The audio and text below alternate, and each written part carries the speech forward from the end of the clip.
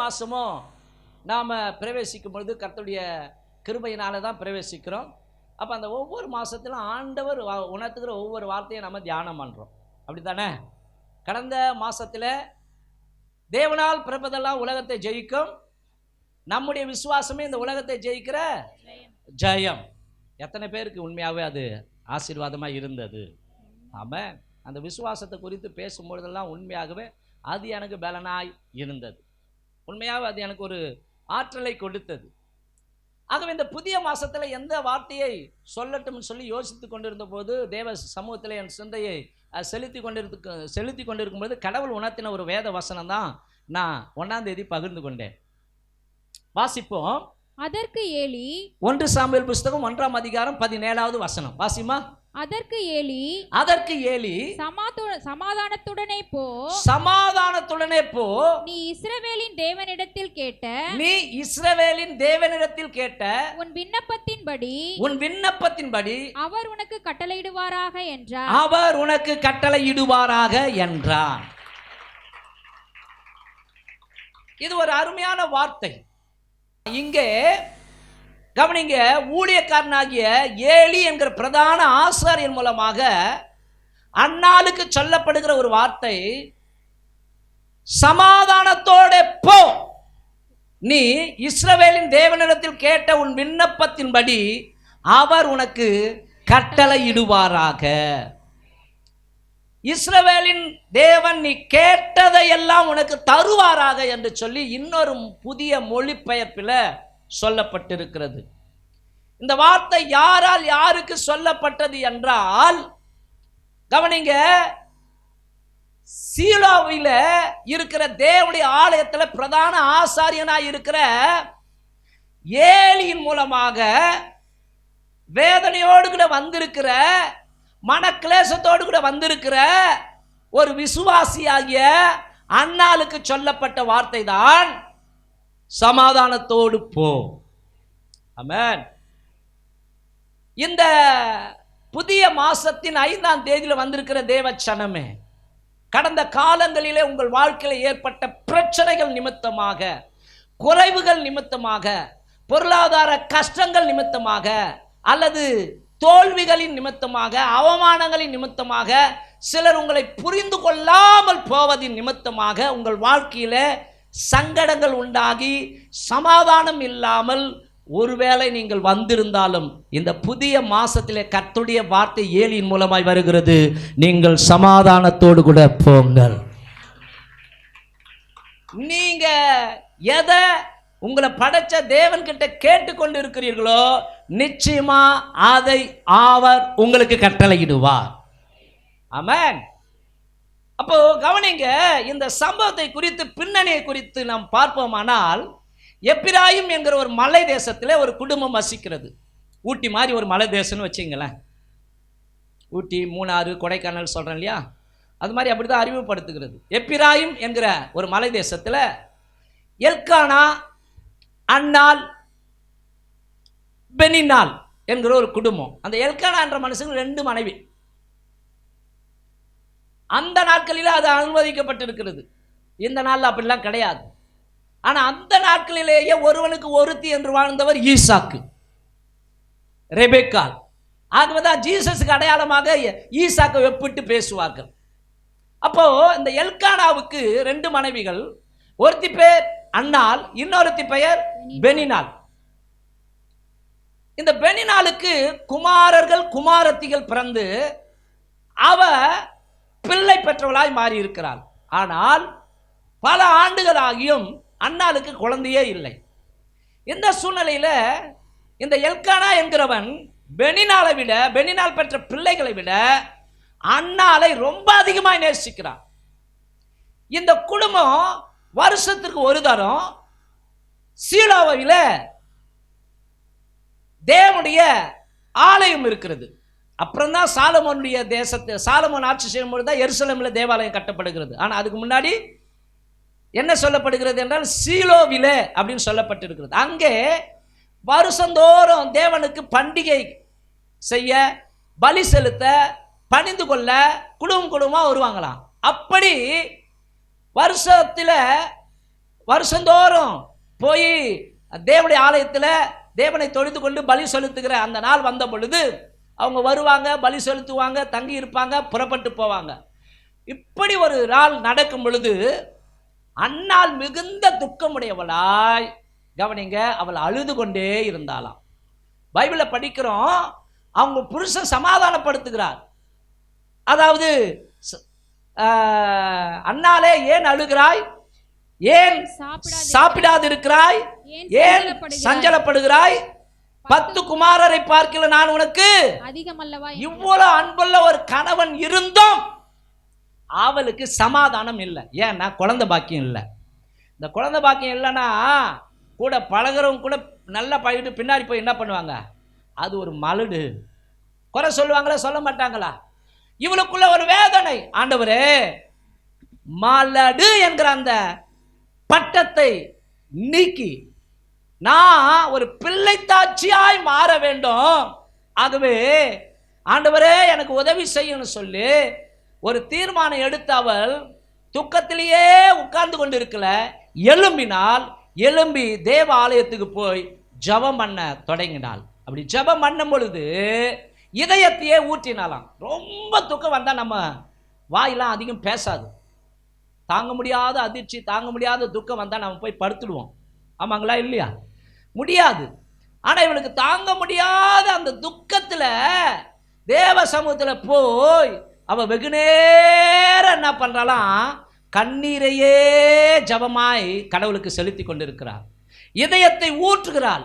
இதை பார்த்த அந்த பிரதான ஆசாரியனாகிய அந்த ஊழியக்காரனாகிய ஏலிக்கு ஒரு மாதிரி கோபம் வந்துடுச்சு. கிட்ட வந்து சொல்கிறேன், ஏமா எவ்வளோ நேரம் நீ குடிச்சிட்டு வெறிச்சிருப்ப, எழுந்து போ, ஆலயத்தை சாத்த வேண்டிய டைம் வந்துடுச்சு அப்படின்றான். இதை மாதிரி வேதனை மத்தியில் ஜெபித்து கொண்டிருக்கிற நம்மை ஒரு ஊழியக்காரர் இப்படி சொன்னால் என்ன உள்ளத்தில் வரும்? கோபம் தானே வரும். ஆனால் அவளுடைய இதயத்தில் அப்படியல்ல, என் ஆண்டவனே, நான் மனக்லேசம் உள்ள ஒரு ஸ்திரீன்னு தாழ்மையோடு பதில் கொடுத்தார். அன்னாளுக்காக ஒரு கரங்களை தட்டி யோசிச்சு பாருங்க. இந்த காலத்தில் சின்னதா அப்படி சொல்லிட்டா கூட பாஸ்டருடைய பிரசங்கம் சரியில்லை, அவர் என்னை குத்தி பேசுறாரு, அவர் என்னுடைய பிரச்சனையா தெரிஞ்சுதான் பேசுறாரு அப்படின்னு சொல்ற காலங்கள் இது. வசனத்தை வசனமாய் போதிக்கவே சில ஊழியர்கள் தடங்குவார்கள். ஏன்னா ஐயோ அந்த விசுவாசி நம்மளை குத்தி பேசுறாருன்னு நினைக்குதப்பா, நான் பைபிள் இப்படி சொல்லப்பட்டிருக்கிறதே. பைபிளில் கவனிங்க, விரியன் பாம்பு குட்டிகளே அப்படின்னு கவனிங்க, யோவான் ஸ்நானம் மூலமாய் கர்த்தர் பேசுகிறார். ஆமென். செவிட்டு விரியன்களே அப்படின்லாம் பேசுறாரு.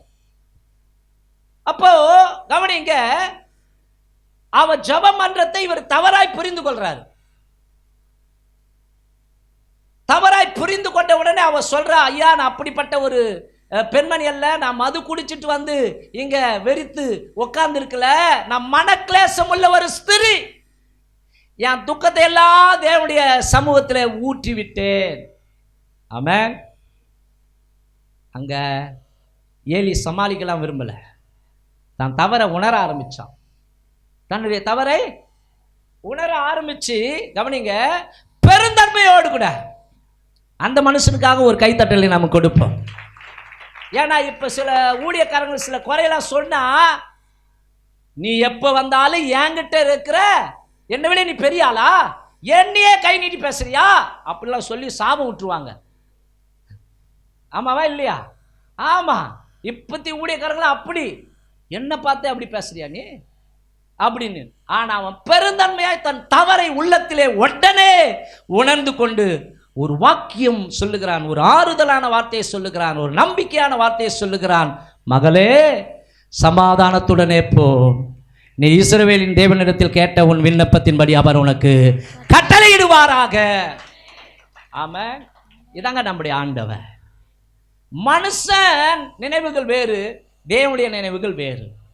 கவனிங்க, ஊழியக்காரனோ அல்லது தலைவர்களோ, ஊழியர் செய்கிற தலைவர்களோ உங்களை தவறான ஒரு நோக்கத்தோடு கூட பார்க்கலாம்.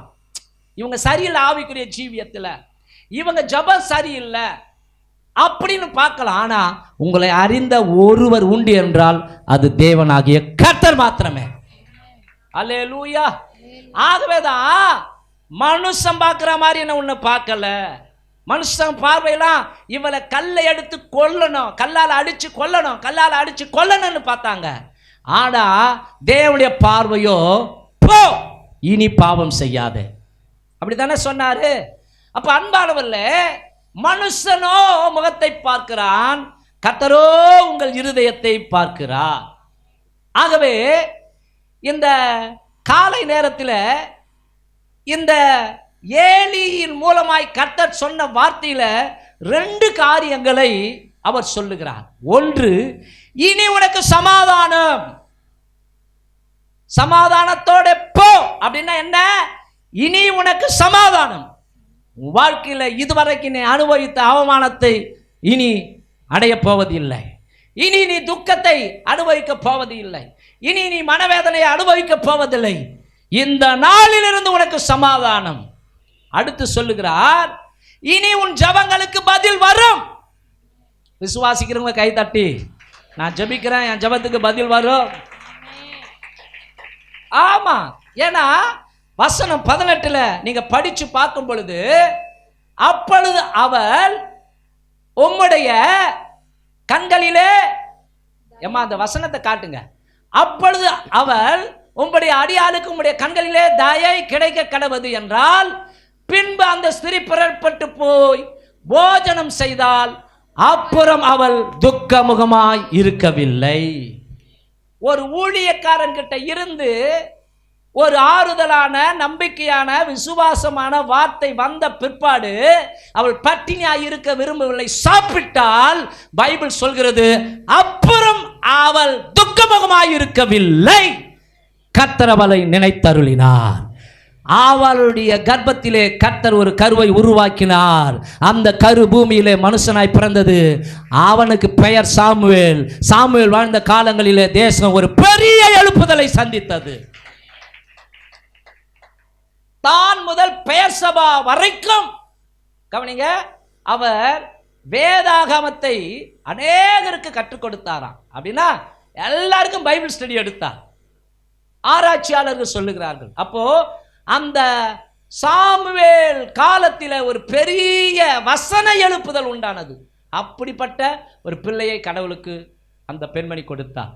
அதுக்கு முன்னாடி அவள் இவ்விதமாய் ஜெபம் பண்ணினார், ஆண்டவரே, நீர் எனக்கு ஒரு ஆண் பிள்ளையை கொடுத்தால் அந்த குழந்தையை உமக்கே கொடுப்பேன் என்று சொல்லி பொருத்தனை செய்தால் கர்த்தர் அப்படியே ஜெபத்தை கேட்டு அற்புதம் செய்தார்.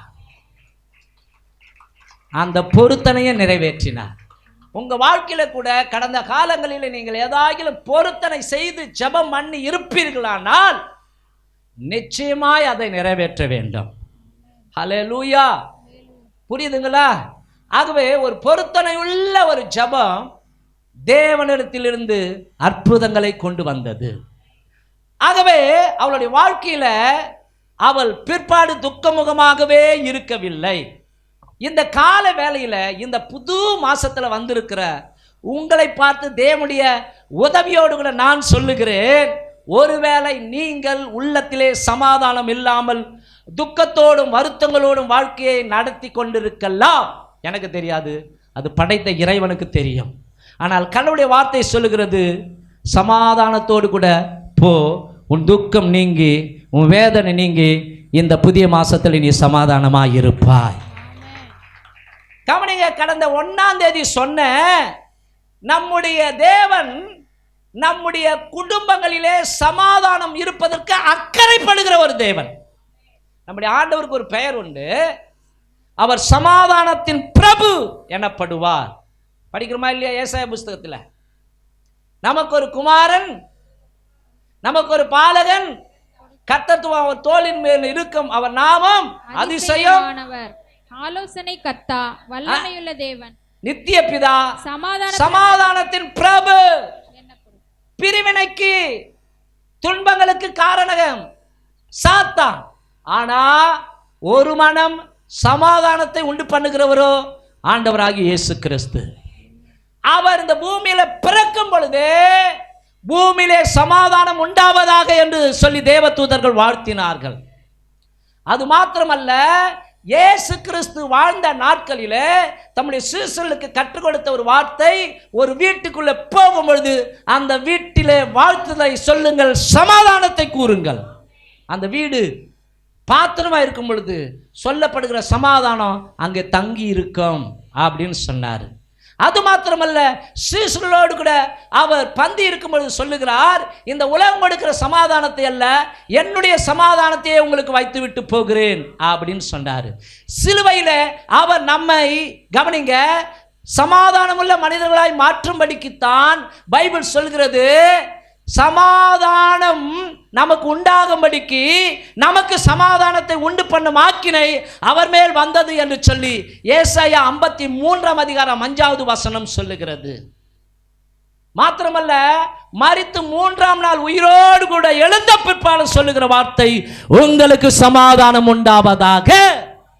அப்படின்னா சமாதானத்துக்கு எவ்வளவு முக்கியத்துவம் கொடுக்கிற பாருங்க. இன்னைக்கு எத்தனையோ பேர் வாழ்க்கையில சமாதானம் இல்லாம செத்து போறாங்க தெரியுமா? ஒரு பிரதருக்கு கவனிங்க, எல்லாம் இருந்தது, அழகான மனைவி, 2 பிள்ளைகள், நல்ல குடும்பம், நல்ல வசதி வாய்ப்பு, ஒரு 4-5 வீட்டு வாடகை வருது. அப்படி இருந்தோம் அவருக்கு சமாதானம் இல்லை. ஆரம்பத்தில் வந்து கொண்டு இருந்தார். ஒரு நாள் சர்ச்சில் வச்சிருந்தோம், எனக்கு சமாதானமே இல்லை, பயமா இருக்குது. அவருக்கு வசனத்தெல்லாம் சொல்லி, நீங்கள் கடவுளுடைய ஆலயத்துக்கு வாங்க பிரதர் அப்படின்னு சொல்லி ஜெபம் பண்ணி அனுப்பிச்சோம். கவனிங்க, மறுநாள் காலையில் இந்த வைகை எக்ஸ்பிரஸ்ன்னு ஒன்று போவோம், அதில் போய் மனுஷன் அப்படியே உக்காந்துக்கிறாரு.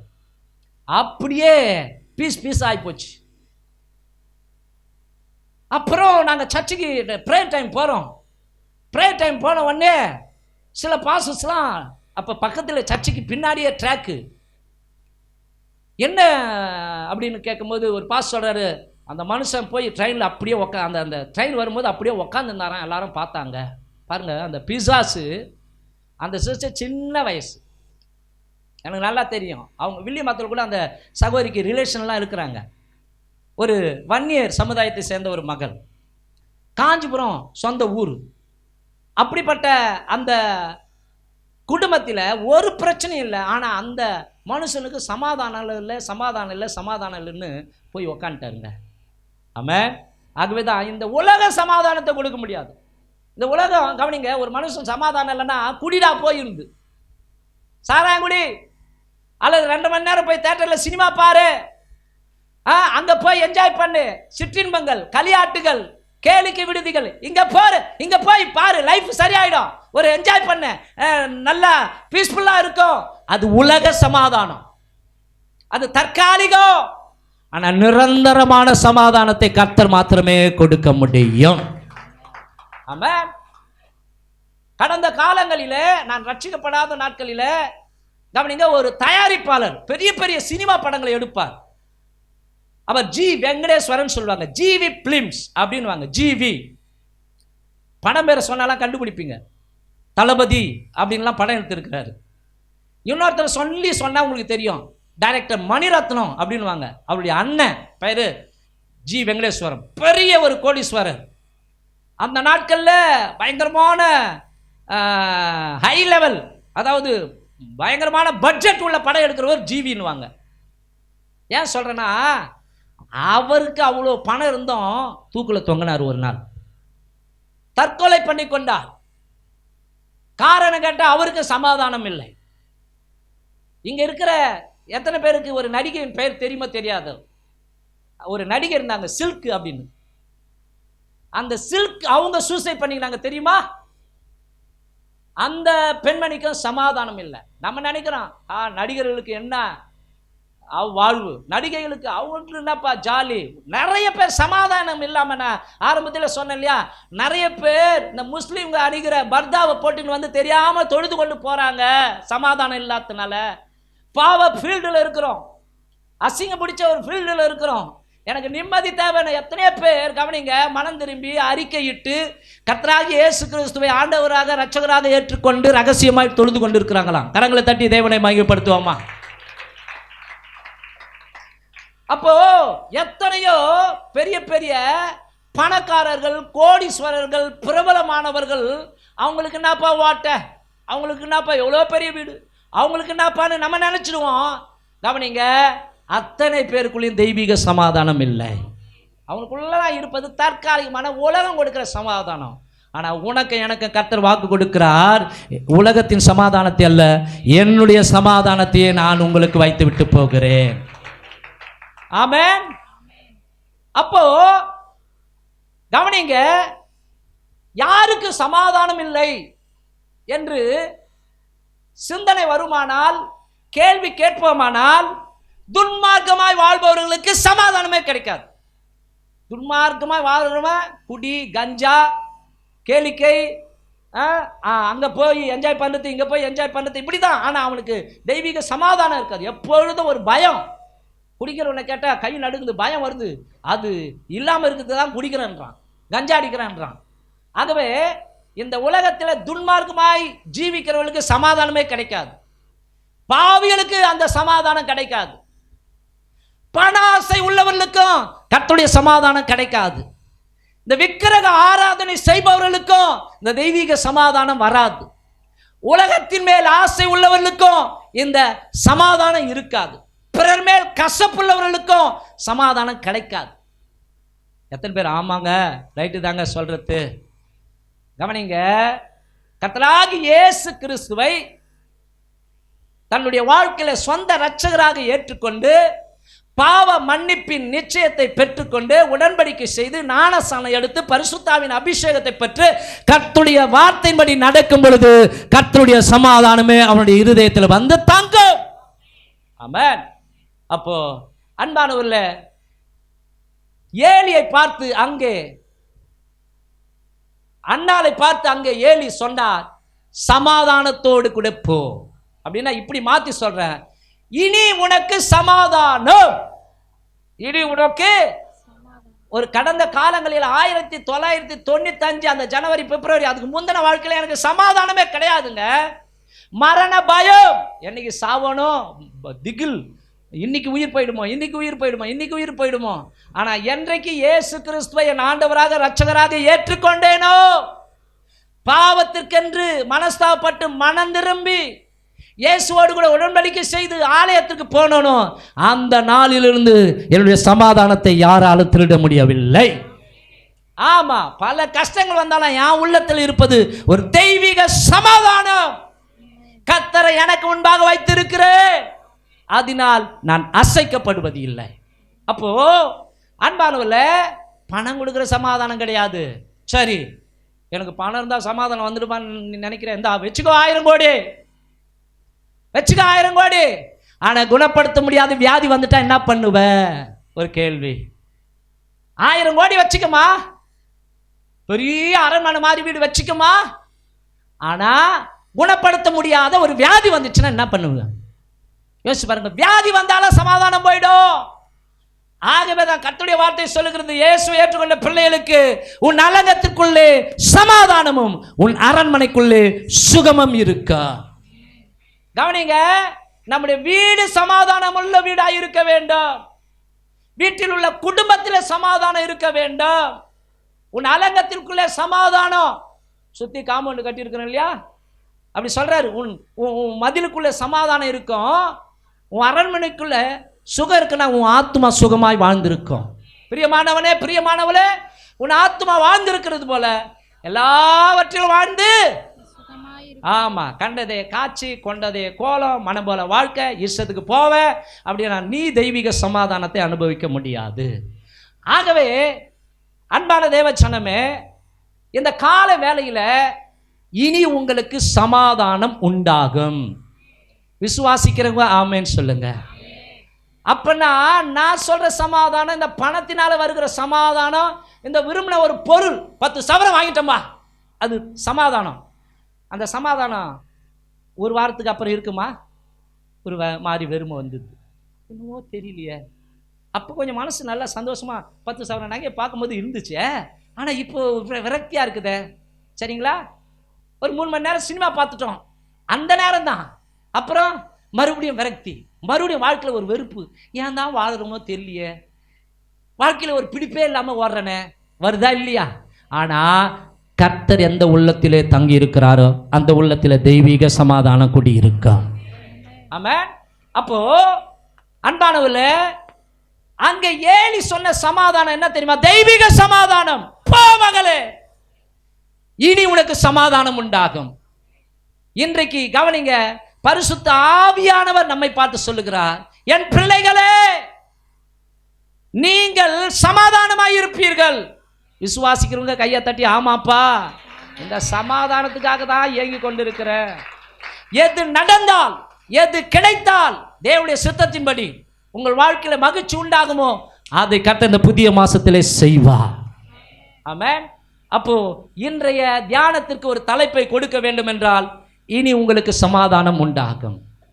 இனி உங்களுக்கு சமாதானம் உண்டாகும். நான் ஏற்கனவே சொன்னது போல அன்பானவர்களே, பணம் சமாதானத்தை கொடுக்கவே முடியாதுங்க. நம்ம போராடின்னு இருப்போம், வாழ்க்கையில் ஒரு சொந்த இடத்த வாங்கி வீட்டை கட்டிட்டோன்னா போதும்பா, இல்லைங்க, முடிச்சிட்ட பிறகு கூட ஒரு திருப்தி வராது. ஆனால் கர்த்தருடைய ஒரு தெய்வீக சமாதானம் இருக்கும் பொழுது கவனிங்க, பரதேசியா நடமாடினா கூட ஒரு சமாதானம் இருக்கும். ஆமென். அப்போ கர்த்தருடைய சமாதானம் யாருக்கு கிடைக்கும்? முதலாவது காரியம், மத்தேயு புஸ்தகம் 11:28 சொல்லுகிறது, வருத்தப்பட்டு பாரம் சுமக்கிறவர்களே நீங்கள் எல்லாரும் என்னிடத்தில் வாருங்கள், நான் உங்களுக்கு இளைப்பாறுதல் தருவேன், நான் உங்களுக்கு சமாதானத்தை தருவேன். கரங்களை தட்டி தேவனுக்கு ஸ்தோத்திரம் பண்ணுவோமா? முதல் காரியம் சொல்லுகிறார், சமாதானம் இல்லாமல் வருத்தத்தை மாத்திரமே சுமந்து வேதனைப்படுகிற ஜனங்களே எல்லாரும் என்னிடத்தில் வாருங்கள், எல்லாரும் என்னுடைய சமூகத்திற்கு வாருங்கள், எல்லாரும் என்னுடைய ஆலயத்திற்கு வாருங்கள், நான் உங்களுக்கு சமாதானத்தை தருவேன். 29 காட்டுங்கள். அங்கே சொல்லப்படுகிறது, நான் சாந்தமும் மனத்தாழ்மையுமாய் இருக்கிறேன், என் நுகத்தை உங்கள் மேல் ஏற்றுக்கொண்டு, அவருடைய நுகம் கவனிங்க, நாம் ஏற்றுக்கொண்டு என்னிடத்தில் கற்றுக்கொள்ளுங்கள், அப்பொழுது உங்கள் ஆத்துமாக்களுக்கு சமாதானம் கிடைக்கும், என் நுகம் மெதுவாயும் என் சுமை லகுவாயும் இருக்கிறது என்றார். ஆமென். ஹல்லேலூயா. கர்த்தர் மேல உன் பாரத்தை வச்சிடு, அவர் உன்னை ஆதரிப்பார். எதினால் ஆதரிப்பார்? சமாதானம் என்கிற ஆவியினால் உன்னை ஆதரிப்பார். ஆமென். நாம என்ன பண்ண மாட்டோம்னா, கவனிங்க, கர்த்தர் மேல பாரத்தை வைக்க மாட்டேன்றோம், வர வேண்டியவர்கிட்ட வர மாட்டேன்றோம். அப்படித்தானே? என்ன சொல்றீங்கம்மா? கவனிங்க, நம்முடைய வாழ்க்கையில தேவனுடைய மெய்யான சமாதானத்தை அனுபவிக்க கூடாதபடிக்கு வருத்தங்கள் வந்திருக்கலாம், பிரச்சனைகள் உண்டாகி கொண்டே இருக்கலாம், அல்லது பொருளாதார கஷ்டங்கள் உண்டாகி கொண்டே இருக்கலாம், அல்லது மன கஷ்டங்கள் குடும்பத்தில் உண்டாகி கொண்டிருக்கலாம், தொடர்ந்து தோல்விகள் ஏற்பட்டு கொண்டிருக்கலாம், குழந்தை பாக்கியம் இல்லாதது ஒரு வருத்தமாய் காணப்படலாம், கடன் பிரச்சனை, திருமணம் கைக்கூடி வராத ஒரு நிலைமை, இப்படி எதன் மூலமாக உங்களுக்கு வருத்தங்கள் உண்டாகி இருந்தாலும் அதையெல்லாம் சரிப்படுத்துகிற ஒரு ஆண்டவர் இருக்கிறார். அவர் அறைகூவல் விடுகிறார், என்னிடத்திலே வாருங்கள், நான் உங்களுக்கு சமாதானத்தை கொடுப்பேன். அது இந்த உலகம் கொடுக்கிற சமாதானம் அல்ல, என்னுடைய சமாதானத்தையே. அவருடைய வார்த்தைக்கு செவி கொடுங்கள். இதோ வாசல் படியிலே நின்று கதவை தட்டுகிறேன், கதவை தர, நான் உனக்குள்ள உட்பிரவேசிக்க விரும்புகிறேன், நான் உனக்குள்ள தங்கி இருப்பேன், நான் உன் பாரத்தெல்லாம் நீக்கி போட்டு நீ நடக்க வேண்டிய வழியில உனக்கு நான் பாதையை காட்டுவேன், உன் மேல என் கண்ணை வச்சு உனக்கு ஆலோசனை சொல்லுவேன், என்னிடத்தில் வாருங்கள். ஆனா நம்ம வேற திசைக்கு திரும்பி போறோம். எங்க ஒரு அக்கா வந்தாங்க, அவங்க சொன்னாங்க, என்னான்னு குறிப்பிட்ட ஒரு இடம் சொன்னாங்க, அந்த இடத்துல விளக்கு பூஜை வச்சு குறுகி சொல்றாங்களாம், அங்க போனா பிரச்சனை தீருமா. பாருங்க, இப்படி மாற்று வழியில ஜனங்கள் சென்று கொண்டிருக்கிறார்கள். ஜோசிகாரங்கிட்ட போலாமா, குறி சொல்றவங்க கிட்ட போலாமா, அல்லது மந்திரவாதி கிட்ட போலாமா, கவனிங்க, மனுஷங்க அங்க போ சரியாயிடும், இங்க போ சரியாயிடும் அப்படின்னு சொல்றதெல்லாம் கேட்டு ஜனங்க பணங்களை செலவழித்துக் கொண்டிருக்கிறார்கள். ஆனால் கர்த்தர் சொல்லுகிறார், இலவசமாய் பெற்றீர்கள், இலவசமாய் கொடுங்கள். எல்லாரும் என்னிடத்தில் வாருங்கள், நான் இலவசமாய் உங்களுக்கு சமாதானத்தை கொடுக்கிறேன். அங்க இங்க போகாதே, நீ என்னிடத்தில் மனம் திரும்பு. நீ ஓடிக்கொண்டிருக்கிற ஓட்டத்தில் இருந்து மனம் திரும்ப மகனே, நான் உனக்கு மெய்யான சமாதானத்தை கொடுக்கிறேன். உன்னுடைய வாழ்க்கையில உன்னுடைய உள்ளத்தில் மெய்யான சமாதானம் உண்டாவதற்காக பிதாவாகிய தேவன் என் மீது ஆக்கினையை வைத்திருக்கிறார். ஆகவே என்னை நோக்கி பார், நீ என்னை திரும்பு, என்னை பார். ஆனா நாம வீட்டுக்குள்ள ஒட்டி வச்சிருப்போம். நாம என்ன, நாம இல்ல, சில பேர் கழுதையை பார் யோகம் வரும். ஆமென். சில பேர் எழுந்துக்கும் போது அம்மா அம்மா ஓடியா ஓடியா ஓடியா, நடி ஓடியா, எதுக்கு வந்து நில்லு, எதுக்கு வந்து நில்லு, நான் இன்னைக்கு ஃபர்ஸ்ட் உன் மூஞ்ச தான் பார்க்கணும். இப்படிலாம் செய்யறாங்க இல்லையா, மூட நம்பிக்கைகள். நீ பார்க்க வேண்டியவரை பார்க்க உன் கண்கள் திறக்கப்பட வேண்டும். எந்த கண்கள்? உள்ளத்தின் கண்கள், அகக்கண்கள். ஆமென். கவனிங்க, இந்த ஃபேன் ரிப்பேர் ஆயிட்டா யார்கிட்டங்க கொடுக்கணும்? ஃபேன் ரிப்பேர் பண்ண தெரிஞ்சவங்க கிட்ட கொடுக்கணும். இந்த ஏசி ரிப்பேர் ஆயிடுச்சுன்னா ஏசி மெக்கானிக் கிட்ட கொடுக்கணும். இந்த ஏர் கூலர் ரிப்பேர் ஆயிடுச்சுன்னா ஏர் கூலர் சரி பண்ற மெக்கானிக் கிட்ட கொடுக்கணும். ஒரு மொபைல் போன் ரிப்பேர் ஆயிடுச்சுன்னா அந்த மெக்கானிக் கிட்ட கொடுக்கணும். மனுஷனே ரிப்பேர் ஆகி கிடக்குறான், யார்கிட்ட கொடுக்கணும்? நான் மந்திரவாதி கிட்ட கொடுக்குறேன். நான் எங்க கொடுக்குறேன்? நான் அச்சர் பக்கத்தை கொடுக்கட்டா, திருப்பதி கொடுக்கட்டா, திருத்தணிக்கு போய் மொட்டை போட்டா சரியாயிடும், அங்க பிரதட்சணை எத்தா சரியா போயிடும், இங்கிருந்து சொருவி அப்படியே நடந்துட்டு போனா சரியாயிடும். இல்ல, ஏன் உன் உடம்ப புண்படுத்திக்கிறாய்? ஏன் உன் நாக்க குத்திக்கிறாய்? உனக்காக வருத்தங்களை எல்லாம் சிலுவையில் சுமந்த ஒரு தெய்வம் உண்டு, அவர் இயேசு கிறிஸ்து. கடவுளை பார்க்க நீ அங்க இங்க ஓடி திரிந்து கொண்டிருக்கிறாய். ஆனால் கடவுள் உன்னை சந்திக்க விண்ணுலகை விட்டு மண்ணுலகத்திற்கு வந்திருக்கிறார். ஆமென். அந்த கடவுள் எங்க இருக்கிறார்? தேவனுடைய ஆலயத்தில் இருக்கிறார். தேவனுடைய ஆலயத்துக்கு வருகிறவர்களுக்கு சமாதானம். எத்தனை பேர் ஆமென் சொல்றீங்க? ஆமென். அப்போ அன்பானவர்ல, நாமே ரிப்பேர் ஆகி சமாதானம் இல்லாம கடந்தா அங்க போய் கொடுக்குது, இங்க போய் கிளி ஜோசியம், கம்ப்யூட்டர் இயந்திரம் எப்படிங்க ஒரு மனுஷனுடைய எதிர்காலத்தை சொல்லும்? படைச்சவர் தாங்க சொல்லுவாரு. அப்போ தேவனிடத்தில் நாம் திரும்ப வேண்டும். 12 வருட பெரும்பாடுள்ள ஸ்திரீ அங்க எங்க போனா ஏமாந்தா, பயங்கரமான வருத்தம்.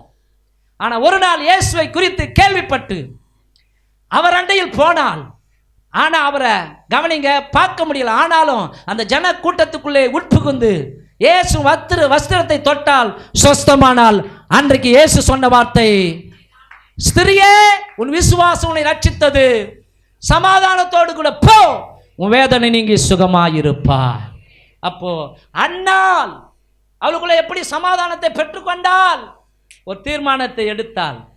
இன்னைக்கு என் புருஷன் கூடயே இருந்துக்கணும், அழுது புலம்பிக்கணும். அவரு என்ன பண்றாருன்னா சரிப்படுத்த பார்க்கிறாரு. அவர் அன்பு நிறைய தான், ஆனா இன்னொருவருடைய அன்பு எனக்கு மிக முக்கியம். அவர் என்னை படைத்தவர். ஆகவே அவருடைய ஆலயத்துக்கு போய் இன்றைக்கு என் இருதயத்தில் இருக்கிற பாரங்களை எல்லாம் கொட்டி விடுகிறேன். ஆமென். உங்க பாரத்தெல்லாம் மனுஷங்கிட்ட கொட்டிடாதீங்க, கேலி பண்ணுவாங்க, கிண்டல் பண்ணுவாங்க. உங்கள் பாரங்களை கொட்டுகிற இடம் தேவனுடைய சன்னிதானம். அப்ப உங்களுக்கும் தேவனுக்கும் நடுவில் நல்ல ஒரு உறவு இருப்பதாக.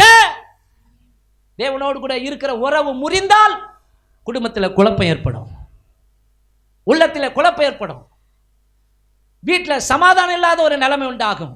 ஆகவே மனம் பொருந்தி செவி கொடுத்தால் நீங்கள் தேசத்தின் நன்மையை புசிப்பீர்கள்.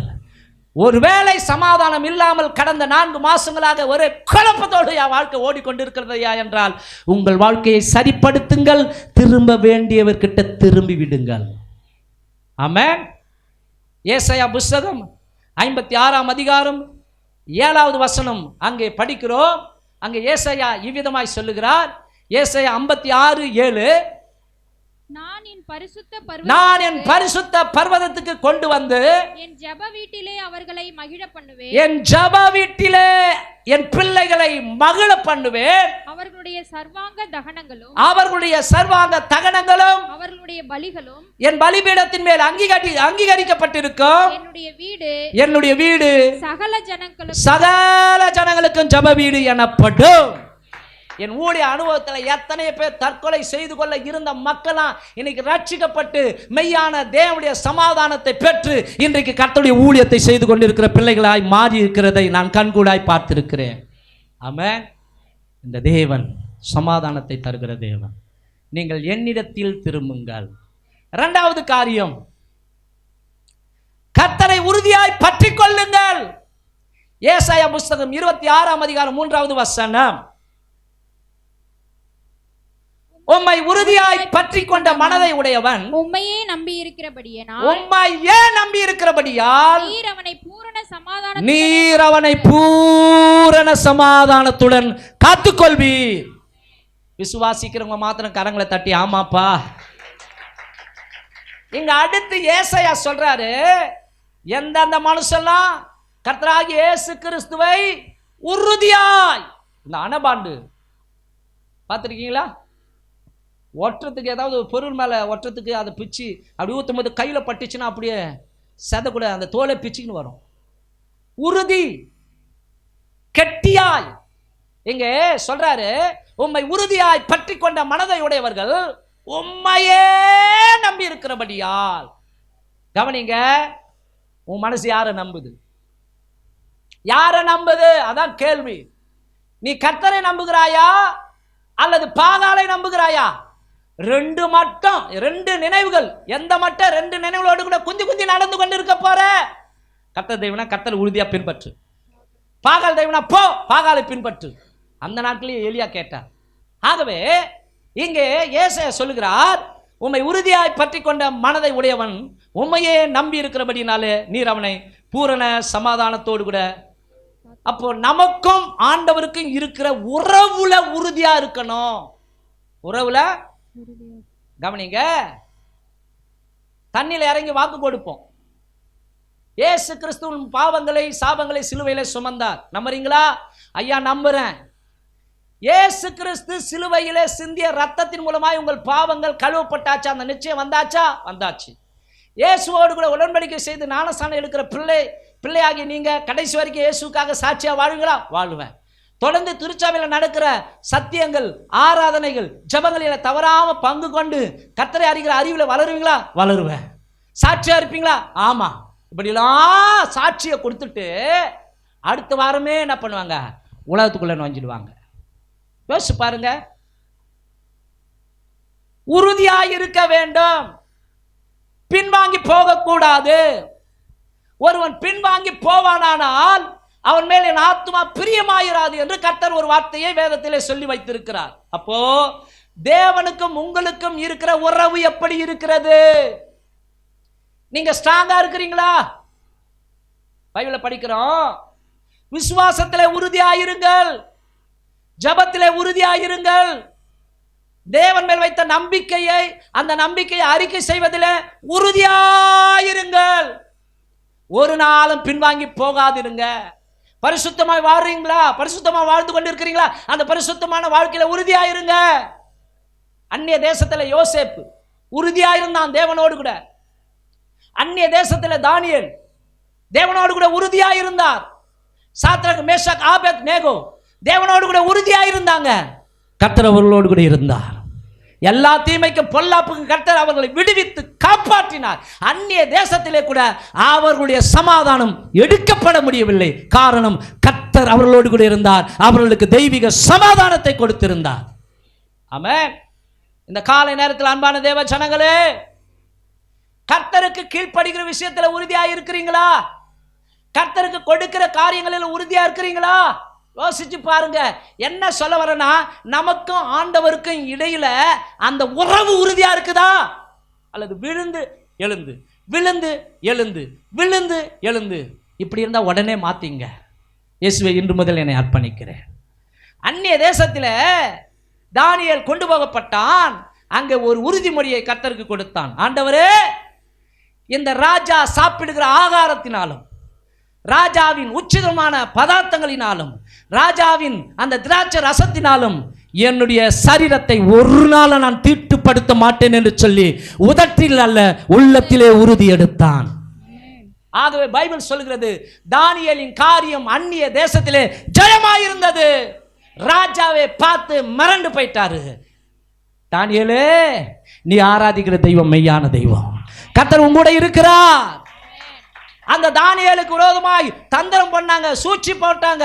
ஆனாலும் அவர் சோர்ந்து போகல, பயப்படல. ஏன்னா அவருக்குள் இருப்பது கர்த்தருடைய தெய்வீக சமாதானம். ஆமென். அவர் எப்போதும் 3 வேளையும் தொடர்ச்சியா ஜெபம் பண்ணி கொண்டிருந்தார். ஹல்லேலூயா. அப்ப நமக்கும் கர்த்தருக்கும் நல்ல ஒரு உறவு இருக்குமானால், கவனிங்க, தேவனுடைய சமாதானத்தை யாராலும் எடுக்க முடியாது. வேதத்தில் நல்ல ஒரு உதாரணம் ரூத், மாத்திரமல்ல நகோமி. அவருக்குள்ள நல்ல ஒரு உறவு. இந்த ரூத்துக்கு கணவர் இல்லை. அவ சொந்த தேசத்துல இன்னொரு திருமணம் செய்து கொண்டு ஜாலியா இருக்கலாம். ஆனாலும் மாமியார் மேல் வைத்த அன்பு, ஒரு மனுஷி ஆப்டால் அழிந்து போகிற ஒரு மனுஷியாகிய மாமியார் மேல அவ்வளவு உறுதியான ஒரு அன்பை வைத்ததினாலே முடிவு என்ன தெரியுமா? அந்த போவாஸ் மூலமாய் கர்த்தர் பேசுகிறார், மகளே பயப்படாதே, உனக்கு வேண்டியபடி எல்லாம் செய்வேன். கர்த்தருடைய சட்டையின் கீழ் வந்திருக்கிற நீ அவராலே நிறைவான பலனை பெற்றுக்கொள்வாய். ஆமென். இப்ப தேவனுக்கும் உங்களுக்கும், தேவனுக்கும் நமக்கும் இருக்கிற உறவு ஸ்ட்ராங்காக உறுதியாக இருக்குமானால் கர்த்தர் தெய்வீக சமாதானத்தை கொடுப்பார். எலியாவோடு கூட உறுதியான ஒரு நட்பை வைத்திருந்தான் எலிசா. எங்க போனாலும் பின்னாடியே போறான். ஒரு நாள் வந்துச்சு டைம், என்னன்னா எலியா கர்த்தரை உயிரோடு கூட எடுத்துக்கொள்ள போகிறார், எலியாவை கர்த்தர் உயிரோடு கூட எடுத்துக்கொள்ள போகிறார் என்று எலிசாவுக்கு தெரிந்து விட்டது. அப்ப பின்னாடியே போறான். எப்பா என்னை விட்டு போனா கூட போக மாட்டேன்றான். கவனிங்க, அக்னிமயமான ரதம் இறங்கி வருது, அதில் ஏறி பரலோகத்துக்கு போயிடுறாரு. யாரு? எலியா. எலியா பழைய ஏற்பாட்டில் எலியாவுக்கு மரணம் இல்லை. அடுத்தது ஏனோக்கு மரணத்தை காணாதபடி அவனை எடுத்துக்கொள்ளப்பட்டான். அப்போ என் ஆண்டவரே ஆண்டவரே அப்படின்னு சொல்லிக்கொண்டே இருக்கும் பொழுது எலியாவின் சால்வை எலிசாவின் மேல் விழுந்தது. காரணம், எலியா கூட அப்படி உறுதியா இருந்தான். உடனே அந்த சால்வையை வாங்கிக்கணும் வரான். எதிர்க்க பயங்கரமான வெள்ளம் யோர்தான். இப்ப சொல்றான், எலியாவின் தேவன் எங்கே? சால்வேல ஒரே அடி அடிச்சோன்னே பயங்கரமான ஒரு அற்புதம், யோர்தான் 2ஆய் கிழிக்கப்படுகிறது. ஒரு துணி கிழிற மாதிரி கிழிஞ்சு பாதை உண்டாகுது. அதில் நடந்து போறான் அனாயசமா. கை தட்டுவோமா? காரணம், தன்னுடைய ஊழியக்காரனுக்கு கீழ்ப்படிந்து உறுதியாய் பின்பற்றினபடினால். ஆமென். மாத்திரமல்ல, இன்னொரு உதாரணத்தை கூட நாம் சொல்ல முடியும், வாசிக்கலாம். இன்னொரு உதாரணம், யோபு 2ஆம் அதிகாரம் 9வது வசனம். யோபின் உறுதி. அங்க யோபு உத்தமமாய் தேவனை பின்பற்றுகிறார். அப்போ அவங்க மனைவி சொல்றா, அப்பொழுது அவன் மனைவி யோபுவை பார்த்து, நீர் இன்னும் உம்முடைய உத்தமத்திலே உறுதியாய் நிற்கிறீரோ? தேவனை தூஷித்து ஜீவனை விடும் அப்படின்னு பொண்டாட்டிய சொன்னா எப்படிங்க இருக்கும்? கஷ்ட நஷ்டங்களில பொண்டாட்டி தான் ஆறுதலா இருக்கணும். ஆனா அந்த பொண்டாட்டியே சொல்லுது, நான் உங்களுக்கு நல்ல ஒரு ஆலோசனை சொல்லட்டுமா? இப்படி வியாதியின் பிடியில் நீங்கள் ஏன் வேதனைப்படுறீங்க? பசாத தூக்க மாட்டீங்கன்னு சாவுங்க, தேவனை மறுதலிங்க. அவர் சொன்னார், பைத்தியக்காரி பிதற்றுகிறது போல பிதற்றுகிறாயே. தேவனிடத்திலிருந்து நன்மையை பெற்றுக்கொள்ளும் போது தேவன் நல்லவர், தீமையை சத்துரு கொடுக்கும் பொழுது தேவனை நாம் தூசிக்கலாமா? கர்த்தர் கொடுத்தார், கர்த்தர் எடுத்தார். கர்த்தருடைய பரிசுத்த நாமத்திற்கு ஸ்தோத்திரம். அவர் என்னை கொன்று போட்டாலும் என் நம்பிக்கை அவர் மேல் இருக்கும். முடிவு என்ன தெரியுமா? யோபின் முன்னிலைமையை பார்க்கலும் பின்னிலைமையை கர்த்தர் அதிகமாய் ஆசீர்வதித்தார். யோபின் உத்தமமான உறுதியான வாழ்க்கைக்காக கரங்களை தட்டி தேவனை, பழைய ஏற்பாட்டு காலங்க, பைபிள் இல்ல, சர்ச் இல்ல, இயேசுநாதரும் வரல, அப்பவே யோபுவால் உறுதியாய் வாழ முடிகிறது கர்த்தருக்காக என்றால், இந்த புதிய ஏற்பாட்டு காலத்தில் உனக்காக எனக்காக கர்த்தர் கல்வாரி சிலுவையிலே கடைசி சொட்டு ரத்தத்தையே சிந்தி இருக்கிறார், ஜீவனை கொடுத்திருக்கிறார், ஆலயங்களை எழுப்பியிருக்கிறார், பரிசுத்த வேதாகமத்தை கொடுத்திருக்கிறார். மாத்திரமல்ல, பரிசுத்த ஆவியானவரையே, தேற்றரவாளனையே நமக்கு சப்போர்ட்டா கொடுத்து விட்டு போயிருக்கிறார். நான் உங்களை திக்கற்றவளாய் விட மாட்டேன், நான் உங்களை தனியாக விட்டுட்டு போக மாட்டேன். நான் போனால் இன்னொருத்தரை அனுப்புவேன். அவர் தேற்றரவாளன். அவர் வந்து சகல சத்தியத்திற்குள்ள உங்களை நடத்துவார். அப்போ அன்பானவர்களே, நமக்கும் தேவனுக்கும் இருக்கிற உறவு ஸ்ட்ராங்காக இருக்கணும். உம்மை உறுதியாய் பற்றி கொண்ட மனதை உடையவர்கள் உம்மையே நம்பி இருக்கிறபடினால நீர் அவர்களை பூரண சமாதானத்தோடு கூட காத்துக்கொள்வே. மூன்றாவது ஒரு காரியத்தை சொல்லி உங்களை திருவிருந்து ஆராதனைக்கு நேராய் நடத்த விரும்புகிறேன். சங்கீதம் 119 165 வசனம். சங்கீதம் 119 165 வசனம். உம்முடைய வேதத்தை நேசிக்கிறவர்களுக்கு, உம்முடைய வேதத்தை நேசிக்கிறவர்களுக்கு மிகுந்த சமாதானம் உண்டு. அப்படியே விடுமா, கையை தட்டலாமா? நல்லா தான் கை தட்டுங்க. பைபிள் அவ்வளோ விளையா, அது பைபிளை வச்சிருந்தாலே சமாதானங்க. நிறைய பேருக்கு அது தெரியலங்க. ஆகவே பைபிள் இல்லாமே நிறைய பேர் சர்ச்சுக்கு வராங்க. சில பேர் பழைய ஏற்பாடு புதிய ஏற்பாடு சேர்ந்த பைபிளை தர மாட்டாங்க. பழைய ஏற்பாடு பைபிள் அதுவும் சின்னதாகி போச்சு, இப்படி சுற்றி வச்சுன்னு வந்துடுறாங்க. அதுவும் இப்போவா ஆண்ட்ராய்டு மொபைலில் வந்தாச்சு. எனக்கு மொபைலே போதும், மொபைல் ரிப்பேர் ஆகிட்டா என்ன பண்ணுறது? எப்பவுமே அச்சடிக்கப்பட்ட பைபிளை கொண்டு வர வேண்டும். ஆமென், ஆமென், ஆமென். கவனிங்க, இந்த பைபிளை தூக்க நம்ம வெட்கப்படுவோமானால் நம்மை ரட்சித்ததற்காக வெட்கப்படுவார். ஒருத்தர் சொல்றாரு, இந்த வேதத்தை நான் கிராமமாய் பட்டி தொட்டி தெரு தெருவா போய் பிரசங்கித்தேன், இயேசு நல்லவர் என்று சொன்னேன், சத்தியங்களை கற்றுக் கொடுத்தேன், இன்றைக்கு இந்த பைபிள் உலகமெங்கும் என்னை தூக்கி சுமந்து கொண்டு செல்கிறது. அவர் பெயர் ஜீவானந்தம். ஆமென். அப்போ இங்கே பரிசுத்தவான் சொல்லுகிறார், உம்முடைய வேதத்தை நேசிக்கிறவர்களுக்கு மிகுந்த சமாதானம் உண்டு, அவர்களுக்கு இடரலே இல்லை. ஏன்னா இந்த பைபிள் உன்னை நடத்தும். வேதத்தின்படி நடக்கிற உத்தம மார்க்கத்தார் பாக்கியவான்கள். அதான் சொல்றா இல்லையா, நான் உனக்கு போதித்து நீ நடக்க வேண்டிய வழியை உனக்கு காட்டுவேன், உன்மேல் என் கண்ணை வைத்து உனக்கு ஆலோசனை சொல்லுவேன். ஆகவே அன்பானவர்களே, வேதத்தை நேசிக்க வேண்டும்.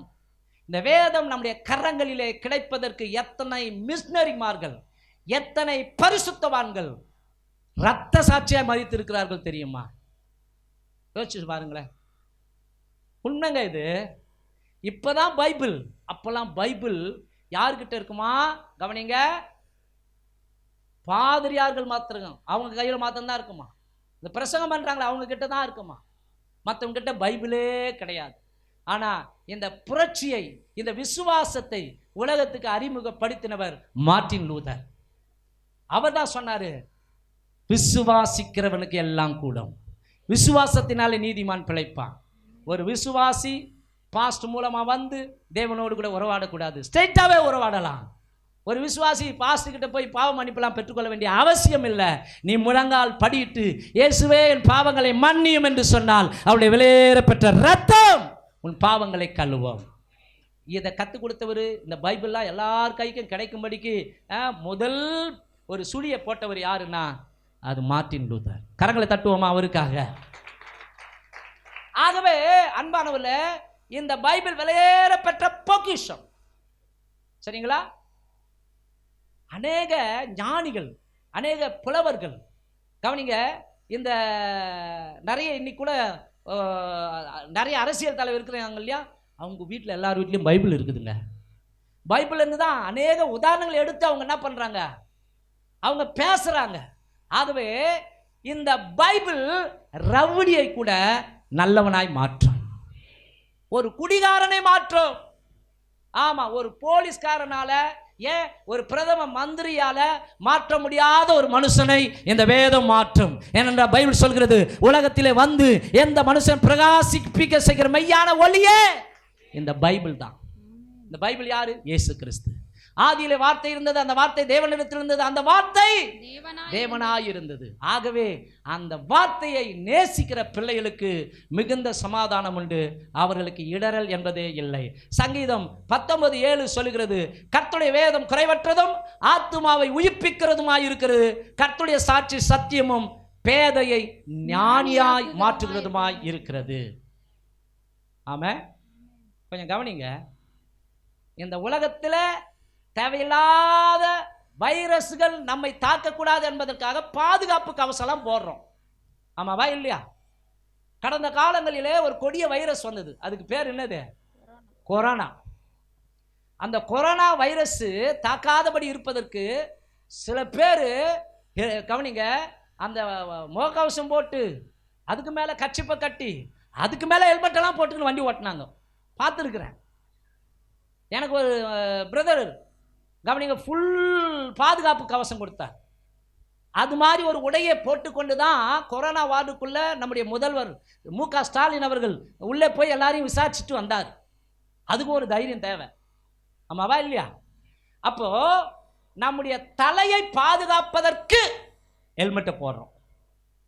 இந்த வெய்ய காலங்களிலே நம்முடைய கண்களுக்கு பாதிப்பு வரக்கூடாது என்பதற்காக கூலிங் கிளாஸ் போடுறோம். நல்ல காஸ்ட்லியான கூலிங் கிளாஸ், சில்லுன்னு இருக்கும். கவனிங்க, தேவையில்லாத அசுத்த மாசு நம்முடைய நாசி வழியாய் நம்முடைய வாய் வழியாய் போகக்கூடாது என்பதற்காக மாஸ்க் போடுறோம். ஆமாவா இல்லையாங்க? ஆமா. மாத்திரமல்லாமல் தேவையற்ற ஒரு முள்ளோ தேவையற்ற காரியங்களோ இந்த மண்ணுக்குள்ளிருந்து அல்லது பூமியிலிருந்து என் கால்களை பதம் பார்த்து விடக்கூடாது என்பதற்காக காஸ்ட்லியான செப்பல் போடுறோம், பார்த்து அழகழகா பார்த்து வாங்குறோம், ஷூ போடுறோம். ஆமாவா இல்லையா? மாத்திரமல்லாமல் தேவையில்லாத தொட்டுடக்கூடாது என்பதற்காக கைக்கு கை க்ளவுஸ் போட்டுக்கின்னு ஓட்டுறவங்கலாம் நான் பார்த்துன்னு இருக்கிறேன். நிறைய லேடிஸ் கை க்ளவுஸ்லாம் போட்டுக்கின்னு வண்டி ஓட்டுறதை நான் பார்த்துன்னு இருக்கிறேன். யோசிச்சு பாருங்க, அழிந்து போகிற ஆத்மா, அந்த அழிந்து போகிற சரீரம் அந்த பூமியில் வாழ்வதற்கு இவ்வளவு பாதுகாப்பு கொடுக்கிற நாம அழியாத ஒரு ஆத்மாவை கர்த்தர் உள்ள வச்சிருக்கிறாரு. கொஞ்சம் யோசித்து பாருங்க. நம்முடைய சரீர உறுப்புகளுக்கு பாதுகாப்பாக சில உபகரணங்களை அணிந்து கொள்ளுகிறோம், அதுபோல நம்முடைய ஆத்மாவுக்கு பாதுகாப்பே பரிசுத்த வேதாகமம் தான். அல்லேலூயா, ஆமென். அப்போ கவனிங்க, வசனம் தான் நம்முடைய உள்ளான மனிதனை பாதுகாக்கும், வசனம் தான் நம்மை தைரியப்படுத்தும், வசனம் தான் நமக்குள்ள உள்ளான மனுஷனுக்கு விசுவாசத்தை கொடுக்கும், வசனம் தான் உள்ள போய் குழம்பி இருக்கிற மனுஷனுக்கு ஒரு தெளிந்த புத்தியை கொடுக்கும், பேதையை ஞானியாய் மாற்றும். எத்தனை பேர் ஆமென் சொல்றீங்க? ஆகவே அன்பான தேவ சன்னங்களே, இங்கே பரிசுத்தவான் எழுதுகிறார், வேதத்தை நேசிக்கிற பிள்ளைகளுக்கு மிகுந்த சமாதானம், சாதாரண சமாதானம் அல்ல, மிகுந்த சமாதானம் உண்டு, அவர்களுக்கு இடரல் இல்லை. ஒரு உண்மை சம்பவத்தை சொல்ல விரும்புகிறேன். காஷ்மீர் மாநிலத்தில் ஜலாலுதீன் என்கிற ஒரு முஸ்லிம் பெரிய பணக்காரன். ஆனா அவருக்குள்ள சமாதானம் இல்லை. அதுக்காக அவர் நிறைய தொழுகைகளா செய்கிறாரு, பக்தி உள்ளவனாய் வாழுகிறார். ஜலாலுதீன் முஸ்லிம், உண்மை சம்பவம். எனக்கு உண்மையான சமாதானம் வேணும் ஆண்டவரே, நான் என்னென்னவோ ட்ரை பண்ணி பார்த்தேன், எனக்கு மெய் சமாதானம் இல்லை, ஆகவே எனக்கு மெய்யான சமாதானம் வேணும்னு சொல்லி அவர் தழுவி கொண்டிருக்கிற மார்க்கத்தின் காரியத்தை நோக்கி அவர் தொழுகை செய்து கொண்டிருக்கிறார். ஒரு நாள் ஒரு கனவு கண்டார். உண்மை. அது என்ன கனவு என்றால், அவருடைய கனவில் வெள்ளை ஆடை அணிந்த ஒருவர் வந்தார். அவர் வந்து அவரை பார்த்து கேட்கிறார், மகனே உனக்கு மெய்யான சமாதானம் வேண்டுமா?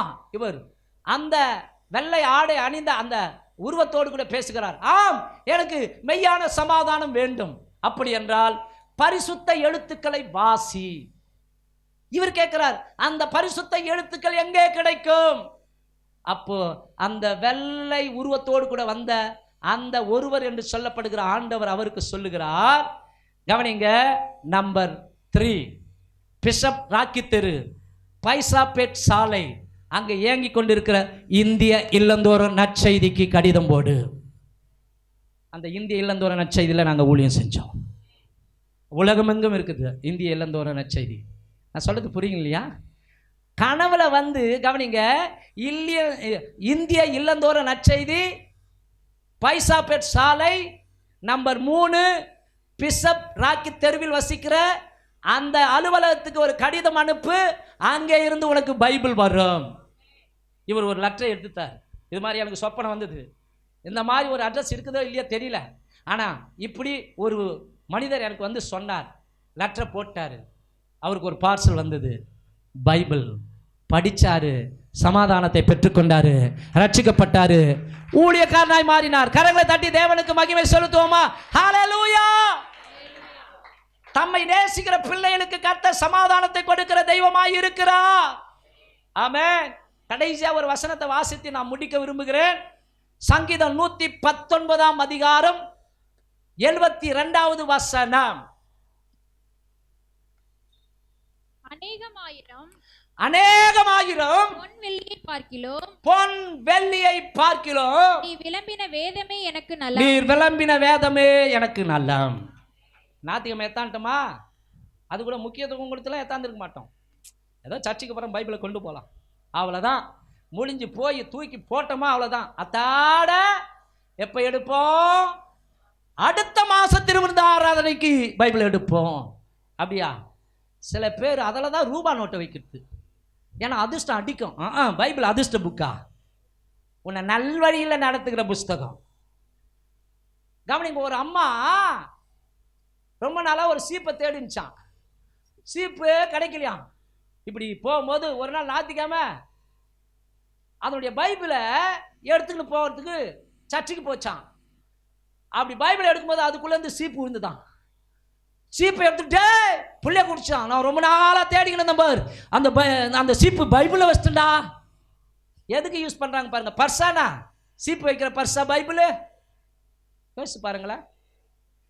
சில பேர் பேய் வந்து அமுக்க கூடாதுன்றதுக்காக பைபிள் என்ன பண்ணுவாங்க? தலைக்காணி மாதிரி. இதெல்லாம் அநாகரிகங்க. யோசிச்சு பாருங்க. சில பேர் வீட்டில் கவனிங்க, பைபிள் வாங்கிறதுக்கு கஞ்சா தானோம், எதுக்காக செலவு பண்ணுவோம், ஆனால் பைபிளை வாங்கி படிக்க மாட்டோம். அன்பானவர்களே, நான் வந்து பெருமைக்காக சொல்லவில்லை, உண்மையாக பைபிள் விதவிதமாய் வாங்குவதில் எனக்கு ரொம்ப பிரியம். என்கிட்ட 3000 ரூபாய் பைபிள் இருக்குது, 2500 ரூபாய் பைபிள் இருக்குது, 2000 ரூபாய் பைபிள் இருக்குது, 1500 ரூபாய் பைபிள் இருக்குது, இன்னொரு 3000 ரூபாய் பைபிள் இருக்குது. ஏன்னா இன்னும் புதிய காரியங்களை கற்றுக்கொள்ள வேண்டும். பைபிள் கடலுங்க, அதை யாருமே கரைச்சு குடிக்க முடியாது. எனக்கு எல்லாம் தெரியும் யாருமே சொல்ல முடியாது. கற்றுக்கொண்டே இருக்க வேண்டும். எது வரைக்குங்க? சாக வரைக்கும் அது சொல்லி கொடுத்து கொண்டே இருக்கும். ஆமா, யோசிச்சு பாருங்க. அப்போ நான் கோச்சிக்காதீங்கண்ணா, நான் உங்களை ஒன்று கேட்குறேன். உங்கள் வீட்டில் 4 பேர் இருக்கிறீங்க, 4 பேருக்கு 4 பைபிள் வேணும் இல்லையா? ஆமாவா இல்லையா? ஒரு பைபிளை வச்சுக்கின்னு இந்தா நான் 1/2 மணி நேரம் படிச்சிட்டேன், நீ 1/2 மணி நேரம் படி, நீ 1/2 மணி நேரம் படி, இப்படியா கொடுப்போம்? ஒரே தலைக்காலில் 4 பேர் 4 திசையில் தலையை வச்சு படுத்து தூங்குவீங்களா? ஒரே தட்டு போடு, சோத்த ஊத்து, குழம்ப கலரே, எல்லாம் கை விடுங்க. ஆளுக்கு ஒரு தலைக்காணி, ஆளுக்கு ஒரு தட்டு. ஆமாவா இல்லையா? அப்போ ஆளுக்கு ஒரு பைபிள் இருக்கணுமா இல்லையா? அப்பா நீ வேறப்பா, எனக்கு படிக்கவே தெரியாதப்பா, ஆனால் ஊராமுட்டு காரியத்தை கேட்கும் போது கவனமாக கேட்டுறியே, ஒப்பிக்கும் போது அப்படியே ரெக்கார்ட் ஆன மாதிரி ஒப்பிக்கிறியே. புரியுதுங்களா? ஏன் உங்கள் வீட்டில் படித்தாளுங்க இல்லையா? அம்மா இங்கே வா, மகளே எங்கே வா, மகனே எங்கே வா, இன்னைக்கு என்ன தேதி 5, நீதிமொழி புத்தகத்தை வாசிப்பா. கேட்கலாமா? கேட்கலாமா? சாக்கு, எனக்கு பைபிள் படிக்க தெரியாது, அப்புறம் டிவி பார்க்க தெரியும். யோசிச்சு பாருங்களேன். இந்த நல்ல காரியங்களுக்கு நீங்கள் கவனிங்க, நேரத்தை செலவிட்டால் உங்கள் பிள்ளைகளின் எதிர்காலத்தை கர்த்தர் ஆசீர்வதிப்பார். கவனிங்க, என் பிள்ளைகள் நான் எழுதி கொடுத்த என்னுடைய வேதத்தை அவர்கள் அந்நிய காரியமாய் எண்ணினார்கள், அற்பமாய் எண்ணினார்கள், மறந்து போனார்கள். ஆகவே நீ என் வேதத்தை மறந்தபடினாலே நான் உன் பிள்ளைகளை மறப்பேன். வசனம் இருக்குதுங்க. பைபிளை மறந்தா, பைபிளை அனாவசியமாக நம்ம போட்டுட்டா ஆண்டவர் நம்முடைய பிள்ளைகளுடைய லைஃப்பில் கையை வைப்பாராம். நான் சொல்லலை, பைபிள் சொல்லுது, வசனம் இருக்குது. நீ என் வேதத்தை மறந்தபடினால, சொல்லி முடியாத நாள் கணக்கில் நீ என் வேதத்தை மறந்தபடினால நான் உன் பிள்ளையை மறப்பேன். ஆமென். ஆகவே தான் பரிசுத்தவான் சொல்றாரு, அநேகமாயிரம் பொன் வெள்ளியை பார்க்கிலும் நீர் விளம்பின வேதமே எனக்கு நல்ல. ஆமென். எத்தனை பேர் வேதத்தை நேசிப்பீங்க? எத்தனை பேர் இனி தொடர்ச்சியா பைபிளை படிப்பீங்க? எத்தனை பேர் வேதத்தின்படி கீழ்ப்படிவீங்க? அப்பொழுது மிகுந்த சமாதானம் உங்களுக்கு உண்டாகும். ஆமென். நம்ம முழங்கால் படிக்கிடுவோமா? ஒப்பு கொடுப்போமா? ஒருவேளை சமாதானம் இல்லை, ஒரே டார்ச்சர், நிம்மதியே இல்லை, செத்து போகலாமான்னு தோணுது, எதுக்கு தான் இந்த வாழ்க்கையோ? ஏன் சிஸ்டர், ஏன் பிரதர் இப்படிலாம் முறுமுறுக்கிறீங்க? காரணம், கர்த்தர் உனக்காக சிலுவையில் உயிரையே கொடுத்து சமாதானத்தை வைத்திருக்கிறார். பைபிள் தெளிவாய் சொல்லுகிறது, நமக்கு சமாதானம் உண்டாகும்படிக்கு இயேசு கிறிஸ்து சிலுவையில் ஆக்கினையை சுமந்தார் என்று சொல்லப்பட்டிருக்கிறது. ஆகவே கண்களை மூடி ஒப்பு கொடுக்கலாமா? என்னிடத்தில் வாருங்கள், நான் உங்களுக்கு சமாதானத்தை கொடுப்பேன். உறுதியாய் பற்றி கொள்ளுங்கள், உங்களுக்கு பூரண சமாதானம் உண்டாகும். வேதத்தை நேசியுங்கள், உங்களுக்கு மிகுந்த சமாதானம். கண்ணிருக்கும் பொழுதே படித்து விடு,